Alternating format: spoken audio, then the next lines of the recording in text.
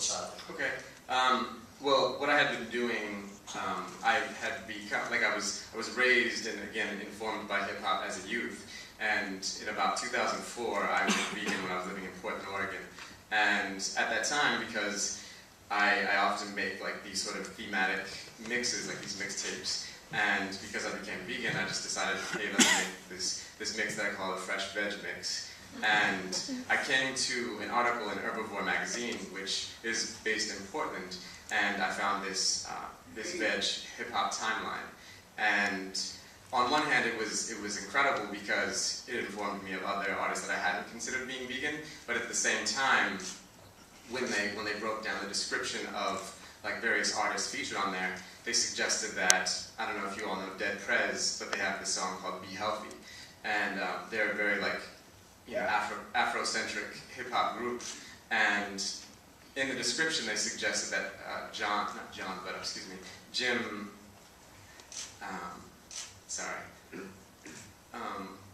Like an artist? Yes, one of those band members.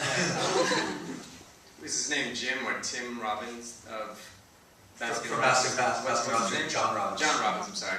They suggest that John Robbins had ghost wrote those lyrics, which is incredibly offensive because it suggests that people of color could certainly not come up with such lyrics, like expressing a decolonized diet. And so from that point, also like living in Portland, which I don't know if you all know, it's considered the whitest major city in the US, and being a vegan of color, that was already like being a person of color was like, that put me like in the margins, but being a vegan of color, I was even further into the margins. So I decided to step up and create the vegan hip hop movement. Because I did, like to speak to what you were saying, when I was in like typical like white vegan spaces, I would get this sense that people in the room believed that because they were vegan, like they checked racism, they checked sexism, homophobia, and didn't actually like challenge like the unearned privilege that they had, you know, for being like male, being white, being able-bodied, etc.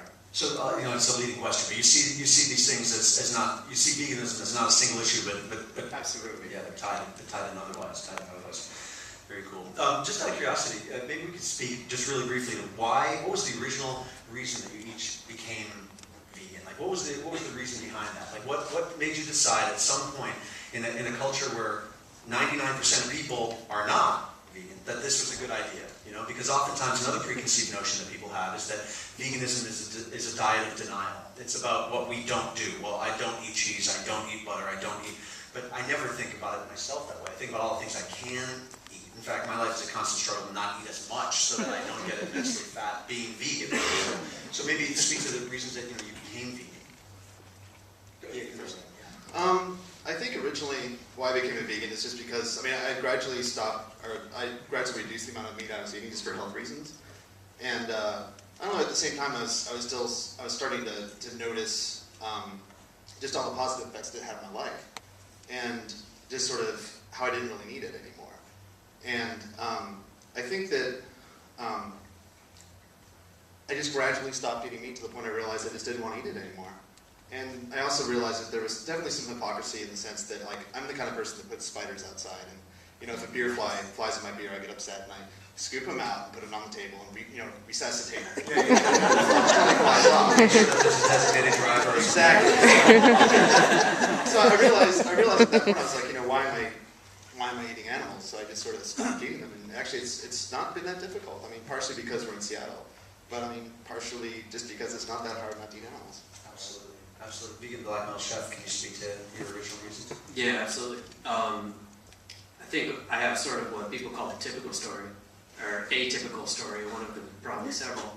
Back in high school, I had a girlfriend at the time that went vegan, she went vegetarian. And at the time, I said, well, I recognize that as the right thing to do, but I'm not ready for it yet personally. And I still was not vegetarian in high school.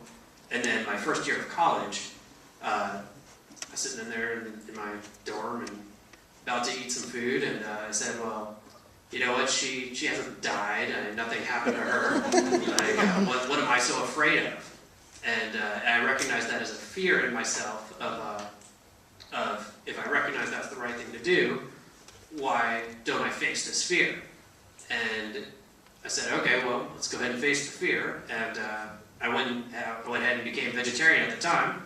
And then about 6 months later, actually not even, a couple months later, I went to a campus animal rights group called the Animal Activists of Alachua, and saw a couple videos and said, okay, well, screw this, I'm going to become vegan. And in one sense, you can say it's some people think of it as, you think of yourself denying yourself things like eating animal products and whatnot, but it's really a movement of consciousness. You just bring consciousness to what you eat, and you decide whether or not you want to take part in that. And that's really one of the main ways you can go vegan without it being a struggle whatsoever, is that at a certain point, you just keep bringing consciousness to what you eat, then it becomes harder to eat the food than to not eat the food. And so at that point, there's no struggle, and there's no, it's not like you're denying yourself anything, you're now proactively seeking other things that you want to eat, as opposed to things that you don't want to eat. So that's kind of how my story started.